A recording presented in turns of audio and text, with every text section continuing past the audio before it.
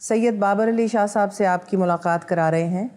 ان کے بارے میں بہت سے پروگرامز ہوئے ہیں. انہوں نے اپنی سوانح عمری بھی لکھی ہے. سب کو معلوم ہے ماشاءاللہ کہ انہوں نے کیا کیا اپنی زندگی میں پایا ہے. آپ کو چھوٹی سی بایوگرافی بیان کر کے اور آگے چلتے ہیں اور وہ سوال پوچھتے ہیں ان سے جو ابھی تک لوگوں نے نہیں پوچھے. شاہ صاحب، آپ کی پیدائش بھاٹی دروازہ آپ کے ننہال مبارک حویلی میں ہوئی 1926 میں، اور آپ کو سالگرہ کی بہت مبارک ہو. 30 جون کو ہم نے حال ہی میں آپ کے ساتھ آپ کی سالگرہ منائی، اور ماشاءاللہ you are now 98 years old. اور اگر اسی طرح ہم بھی چل سکے اس عمر تک، جو کہ ناممکن ہے، تو I would consider it a miracle. اس میریکل کے بارے میں ہم بعد میں کریں گے، لیکن یہ بتائیے کہ جو آپ کا بچپن تھا، آپ کی پیدائش کے بعد جو آپ کی نشو و نما ہوئی، وہ کیسی تھی؟ گھر کا ماحول بہت سکون والا تھا، اور اس میں میری والدہ کا بڑا دخل تھا، اور میری بہنوں کا، کیونکہ میں 4 بہنوں کے بعد پیدا ہوا تھا، تو انہوں نے بھی مجھے بالکل ایک گڑیا کی طرح پالا. بہت اسپوائلڈ تھے آپ؟ انسپوائلڈ نہیں تھا، لیکن پیار بہت ملا. بہت پیار ملا. شاید اس کی وجہ سے ہی آپ کو اتنا کانفیڈنس ملا. وہ بھی تھا. پھر میرے بھائیوں نے، جس وقت میں اسکول کافی 15 سال کا ہو گیا، تو پھر انہوں نے مجھے اڈاپٹ کر لیا، اور جہاں بھی وہ جاتے تھے، جب میں فارغ ہوتا تھا اسکول سے، مجھے اپنے ساتھ لے جاتے تھے. تو وہ سمجھتے تھے اور میں کہ یہ ایک تعلیم ہے، لوگوں کو ملنا اور ان کے ساتھ بیٹھنا، ان کی محفل میں بیٹھنا. تو یہ میری تعلیم رہی ہے. شاہ صاحب کے والد مرحوم سر سید مراتب علی شاہ اپنے زمانے میں پائنیئر تھے اور بزنس مین تھے پری پارٹیشن. انہوں نے بڑی کامیابی حاصل کی، اور بابر علی شاہ صاحب ایک بڑے متمول گھر میں پیدا ہوئے. آپ کی بڑی بہن آپ کا ہاتھ پکڑ کے HSN کالج لے گئی ایک دن اور آپ کا وہاں داخلہ کرا دیا. یہ کس سال میں تھا؟ 1934 میں. 1934 میں. اس وقت میری عمر 8 سال کی تھی. HSN کیسا لگا آپ کو؟ HSN ایک نئی دنیا تھی. میں سیکرڈ ہارٹ سے آیا تھا. وہاں تو خیر لڑکیوں کا اسکول تھا، تو انہوں نے جس وقت 7 سال کا بچہ ہو جاتا، لڑکے ہو جاتے تھے، تو ان کو اسکول سے فارغ کر دیتے تھے. تو میری بہن نے، کیونکہ ان کے میاں وہاں سے پڑھے ہوئے تھے، اور ان کے سسرال کے ان کے دیور بھی عابد حسین وہاں کے پڑھے ہوئے تھے، تو انہوں نے کہا کہ تمہیں چیفس کالج میں داخل کرائیں گے. اور اس وقت میرے والد صاحب لاہور نہیں تھے، تو میرا ہاتھ پکڑ کے وہ مولوی کرامت اللہ صاحب کے بعد لے گئے، جو کہ وہاں استاد تھے، اور ان کو کہا کہ ان کو داخل کروا دیں. حالانکہ آپ چیف نہیں تھے، کیونکہ وہ میرے ماموں فقیر سراج الدین وہ وہاں تعلیم رہ کے تھے، میرے بہنوئی مبارک شاہ، تو وہ ان کے رشتے ناطے سے مجھے داخلہ ملا. تو آپ کے ننہال جو کہ فقیر خانہ کی مشہور خاندان تھا، ان کی وجہ سے بھی آپ کو وہاں داخلہ ملا، اور آپ کے بہنوئی کی وجہ سے آپ کو داخلہ ملا. although your father was in business، اور اس وقت بزنس مین کے بچوں کو بالکل نہیں تھا، ایڈمٹ نہیں کرتے ہوتے تھے. HSN میں آپ جن لوگوں سے ملے، آپ کے ہم جماعت جو تھے یا سینئرز جونیئرز، ان میں سے بہت سارے راجے مہاراجے بھی ہوتے ہوں گے. کیسی ٹھاٹھ تھی ان لوگوں کی؟ کلاس میں کوئی ٹھاٹھ نہیں تھی. وہ ان کی صرف ٹھاٹھ موٹر تک تھی. وہ اچھی موٹر میں آتے تھے، لیکن جس وقت کلاس میں آتے تھے، ہم سب ایک ہی صف میں کھڑے ہو گئے، محمود و ایاز. اس میں کوئی تفرقہ نہیں تھا. مجھے میرے والد بتاتے تھے، جو آپ کے دوست اور آپ کے بہنوئی بھی تھے، کہ وہ بھی HSN میں پڑھتے تھے. ایک دن کا خاکہ کھینچا انہوں نے، کہنے لگے کہ بیری پرنسپل تھے، مسٹر بیری، اور وہ ولی عہد پٹیالہ کے ساتھ ٹینس کھیل رہے تھے، اور اتنی دیر میں مین گیٹ جو ہے HSN کا، اس کے اندر سے ایک رولز رائس آئی اندر، اور اس میں مہاراجہ بھوپندر سنگھ تھے پٹیالہ کے، جو یادوندر سنگھ کے والد تھے. اور انہوں نے دیکھا کہ بیری صاحب کھیل رہے ہیں ٹینس، تو انہوں نے بہت دور گاڑی کھڑی کر لی اور پیدل اتر کے آئے، اور پھر آ کے انہوں نے بیری کے گھٹنوں کو ہاتھ لگایا کہ آپ استاد ہیں. ایسے ہی تھا؟ بالکل تھا. بلکہ بیری سے پہلے مسٹر کیلی تھے، جو کہ پرنسپل تھے HSN کالج کے. جب مہاراجہ بھوپندر سنگھ یہاں تعلیم حاصل کر رہے تھے، وہ جب بھی کیلی صاحب سے ملتے تھے، ان کو سر کہتے تھے. سر کہتے تھے، جی. وہ کہتے تھے کہ HSN سے مجھے بہت کچھ حاصل ہوا ہے. HSN کالج میں آپ کو کیا حاصل ہوا؟ تمیز. وہاں تعلیم سے زیادہ تربیت پہ زیادہ زور تھا، اور ہمارے جو استاد تھے ان میں سے آدھے استاد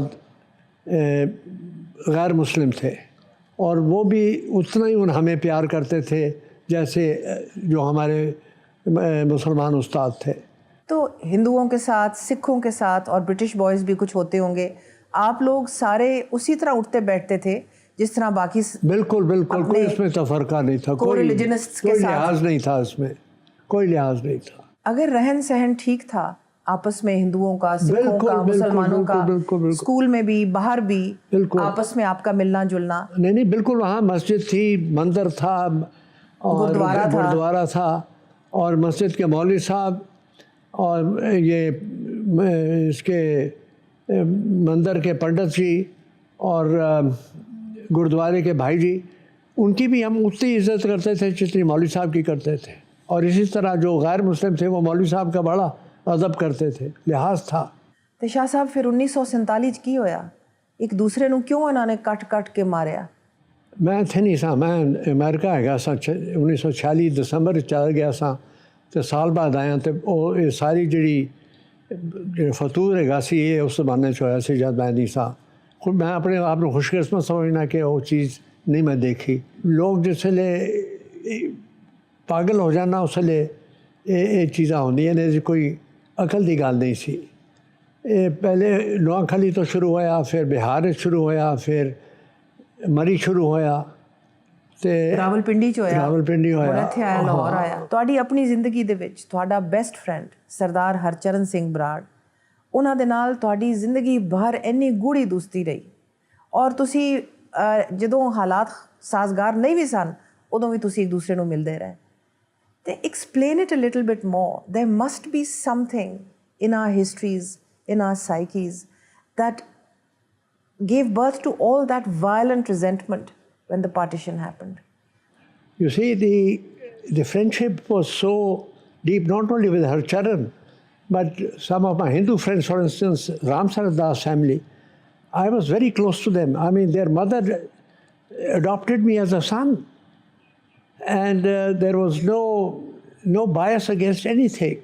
So I was brought up in an environment where there was no bias or no rancor based on religion.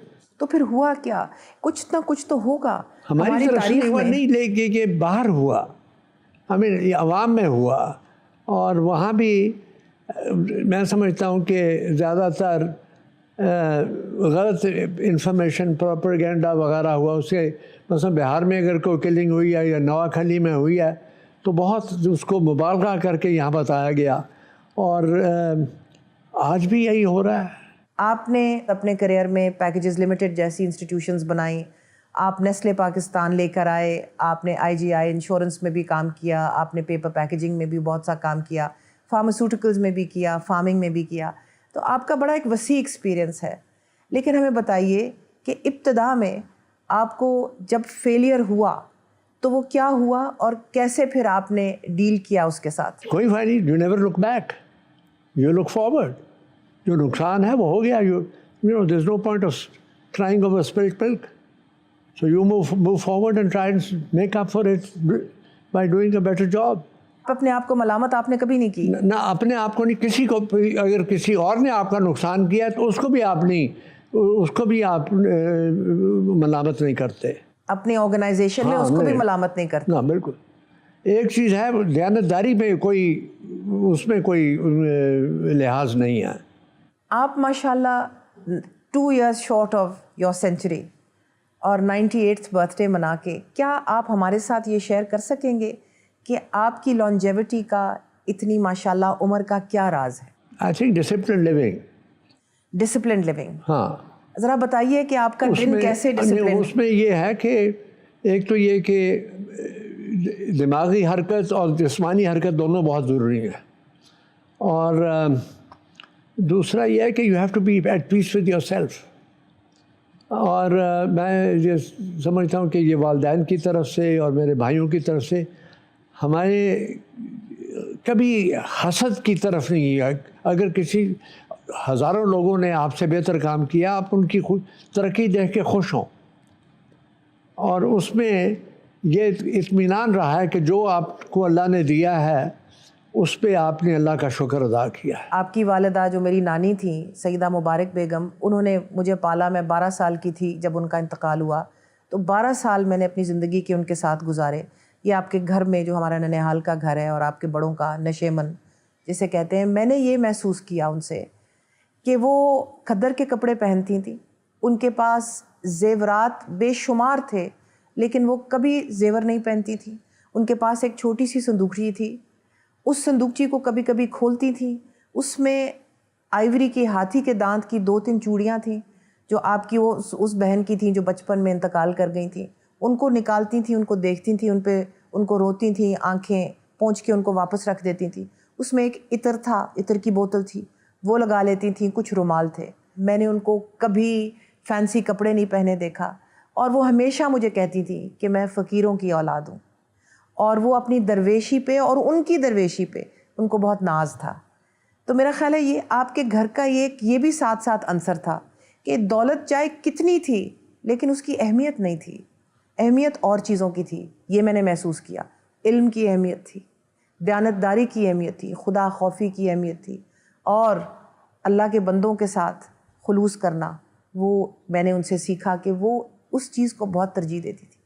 کیا یہ آپ کی بھی زندگی کے سبق تھے جو ان کے ساتھ آپ نے سیکھے؟ بالکل, مجھے یاد ہے وہ کہا کرتی تھی کہ یہ زیور عورتوں کو کیوں پسند ہے, کبھی زیور نے کسی کا ساتھ دیا؟